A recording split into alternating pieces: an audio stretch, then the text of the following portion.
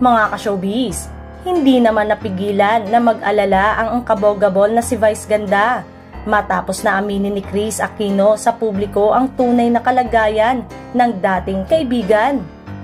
Inamin ng angkabogabol, phenomenal box office star na si Vice Ganda na madalas silang hindi magkasundo ng kanyang asawang si Kris Aquino tungkol sa ilang mga bagay-bagay pero never daw silang nag-away ng bonggang-bongga. Dugtong pa nito, iba ang samahan namin ni Kris, iba ang love namin ever since, 'di ba? Lagi ngang sinasabi na ako ang nagpapa-impluwensya kay Kris.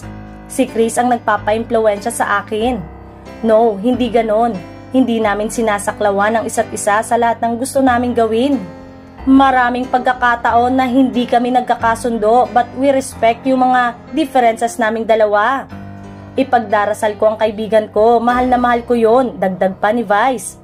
Ayon di umano sa source ay nagpaabot ng malaking halaga ang angkabogabol sa pagpapagamot ngayon ng dating TV host. Malungkot na ibinahagi ng TV host actress na si Kris Aquino na malala na ang kanyang kalagayan at anumang oras ay maaaring huminto ang tibok ng kanyang puso. Ginawa ni Kris ang anunsyo sa episode ng Fast Talk with Boy Abunda kahapon nang makapanayam siya via Zoom ng host at matalik na kaibigan ni si Boy Abunda. Ang muling paghaharap ni Kris sa kamera ay kasabay ng pagdiriwang niya ng ika-53 kaarawan.